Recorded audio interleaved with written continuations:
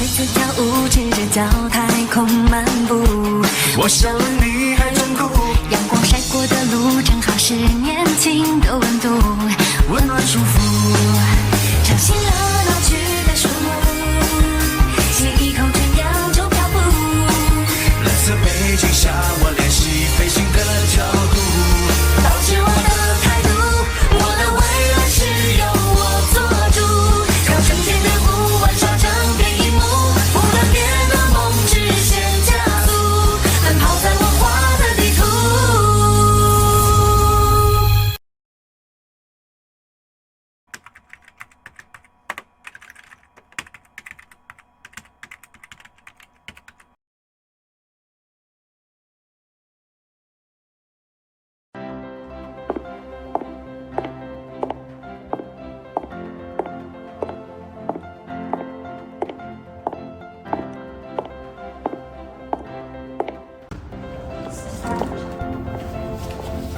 So are you guys ready for your first assessment? Yes, Miss Tiara. Okay, I will try and be here in a while.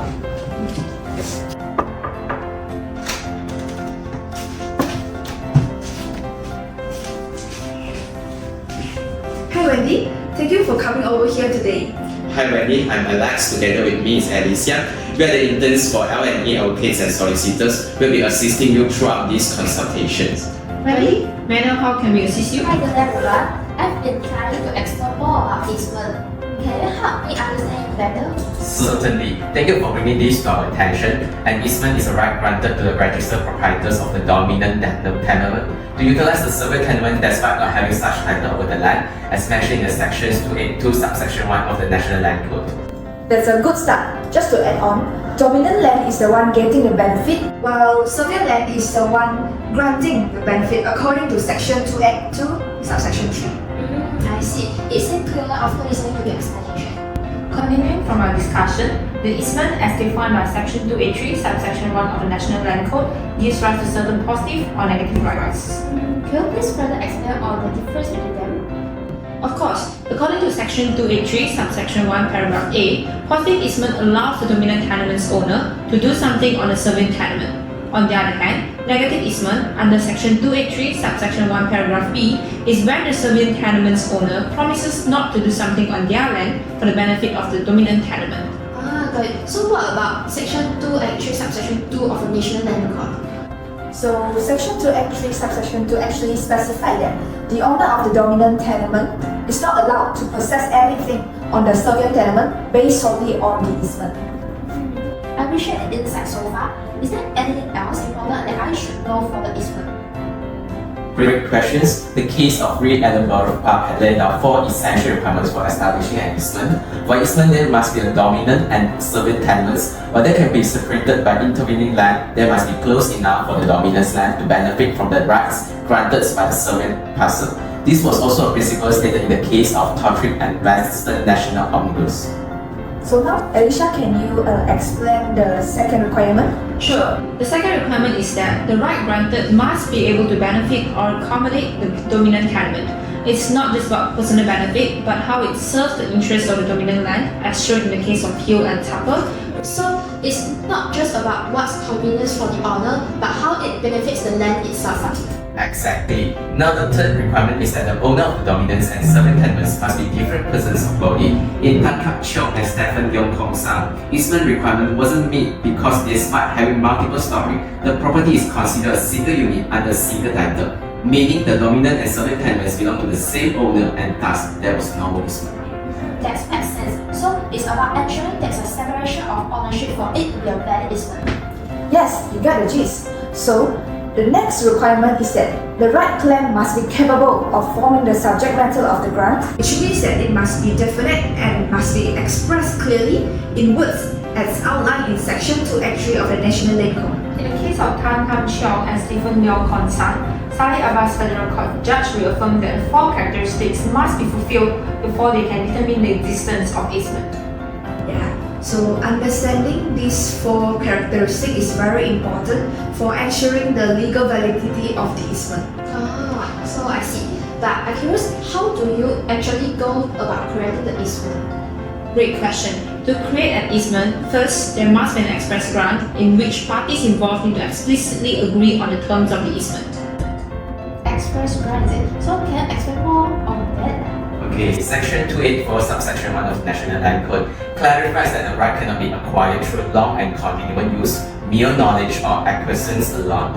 There must be a formal agreement as illustrated in EW, TALA, and NE forms and another. Ah, got it. And once we have this agreement right, what's the next step?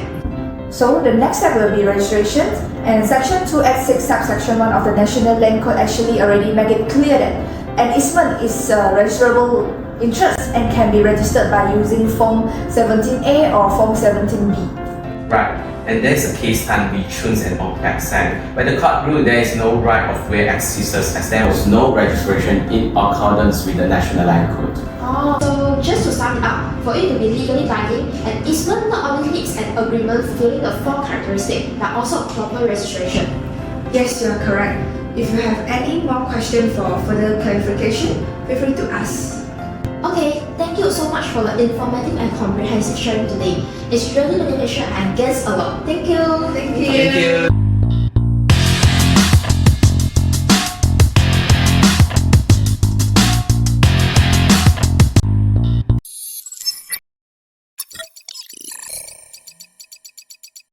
Hey boys, I've decided to transfer the pieces of land to each of you. Mickey, you get the land A. Donald, you get the land B.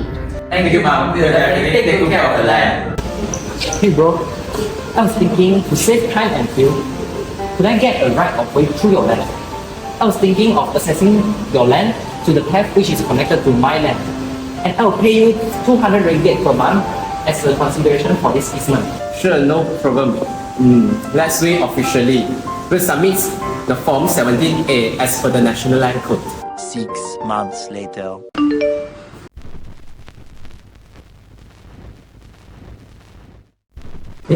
I don't want to pay him anymore because it doesn't benefit me. Donor, I hope you can sort out the payment soon. I need the money and you already agreed before that. Don't you ever think that?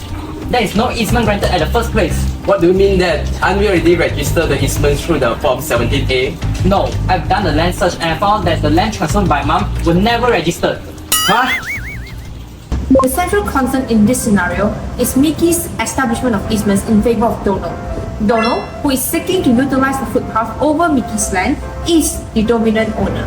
While Mickey, who is trying to grant a right of way to Donald, is the servant owner. There are 4 characteristics that need to be fulfilled in order to create an easement.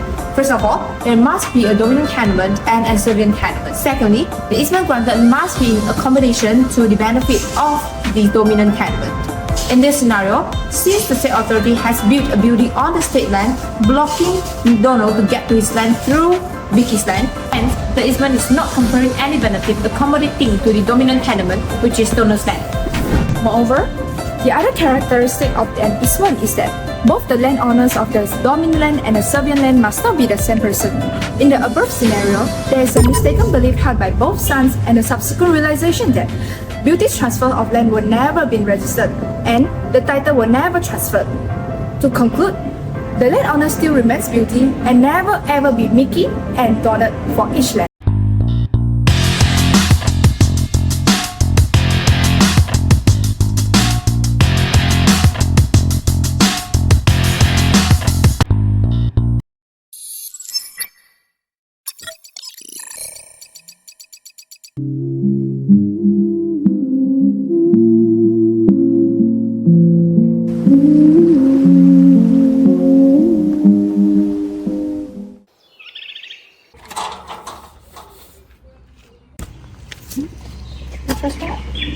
Hey Jerry, what happens to this no trespass? I like to see the ocean view. Can I pass by?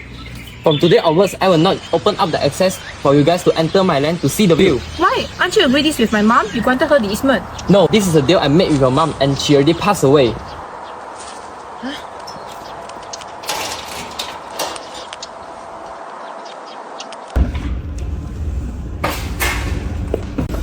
I can't believe Jerry got the road. He promised mom that she could have access to the ocean view. Calm down, I will assist you.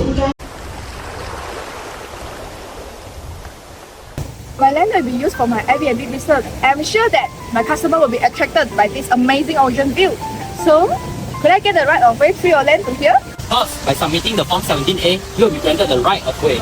Your guests deserve to enjoy this view. Oh God, thank you. It's a pleasure to have you as my friend.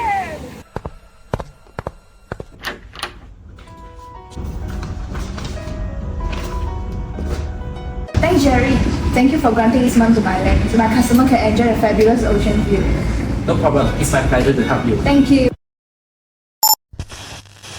The primary issue in this scenario revolves around the establishment of an easement by Jerry in favor of Alicia. According to the National Land Court, the creation of an easement is typically throughout an express grant as outlined in Section 2 Act 4. In this context, Alicia, as a dominant landowner, seeks the use of a footpath over Jerry's adjacent land. Jerry, being the owner of the neighboring land, having the role of the servant landowner by granting the right of way to Alicia. The essential element for the creation of an easement include the existence of a dominant and servant tenement, with the essential accommodating the needs of the dominant tenement. Alicia, in her pursuit of the benefit given to her land by letting her and her customer pass through Jerry's land, not only fulfill this criteria, but also derive a substantial benefit for her land through Jerry's granted right of way. Notably, the fact that the dominant and servant landowner are distinct individuals align with the characteristic nature of an easement, where Alicia is the dominant landowner and Jerry is the servant landowner. The right granted, which is the right of way, is capable of forming the subject matter of an easement. Importantly, Jerry's consent to Alicia's use of path contribute to the establishment of this easement. Moreover, another consideration arises regarding the continuity of the right of way after Alicia's demise. The issue in this case is, can Sarah, Alicia's heir, get the right of way to Jerry's land despite the death of her mother? The answer is yes, as affirmed by Section 287, which illustrated that the benefit of any easement granted shall be enjoyed by his successor in title.